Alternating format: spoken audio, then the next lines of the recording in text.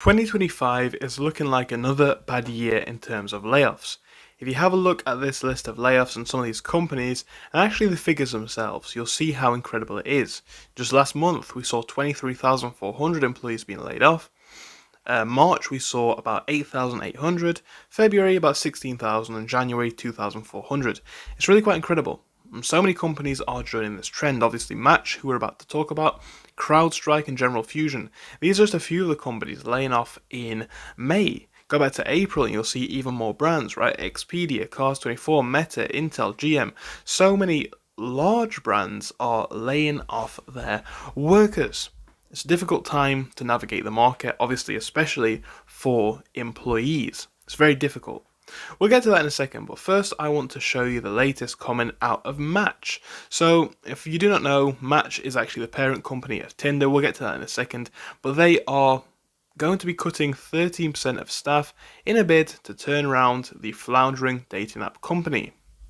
So like I say, Match is the parent company of a number of different dating apps. They include Tinder, Hinge, OkCupid, perhaps some more. They're cutting back their workforce by about 13%. They're announcing plans to cut approximately 325 jobs. Just to take a minute to talk about the actual proportion of that, like I say, this is obviously quite a large number, 13%, it's not insignificant, and again it equates to about 325 jobs.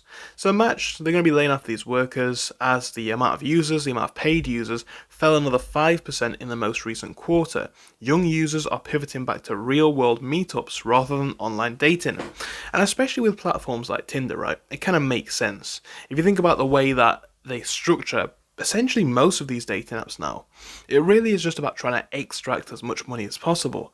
And a lot of people are aware of that. A lot of people are aware of, unless they pay X amount of money, and it's not cheap, they are not really going to get that many matches anyway, so it doesn't really make sense for a lot of people, but that is perhaps why the business model isn't working so well.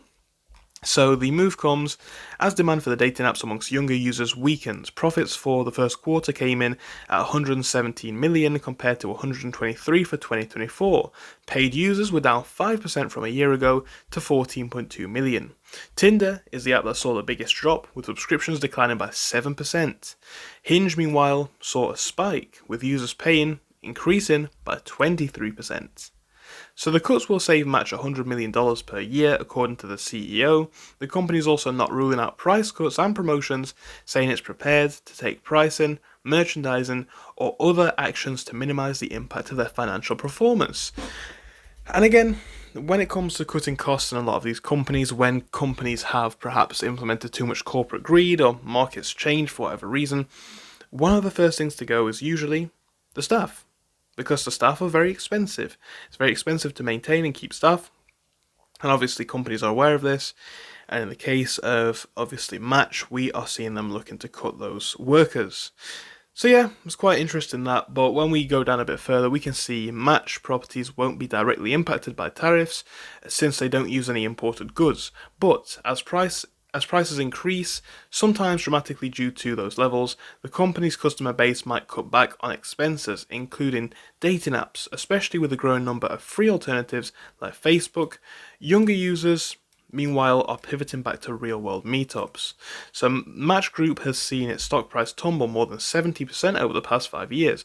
Bank of America analysts said in a February the 5th note that the appointment of the new CEO could be a positive for the company, but noted that the online dating industry faces continued headwinds in terms of user growth. So yeah, it's another company laying off workers, guys. Perhaps because the business model just isn't working so much anymore. Perhaps because people are just looking for ways to cut back in costs. And again, perhaps paying for a dating app just is not the main priority.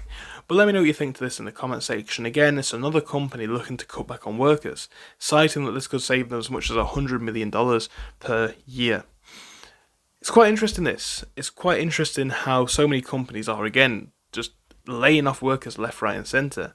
I want to know your thoughts on this in the comments. Thank you for your time, guys, and hopefully I will see you again soon. Goodbye.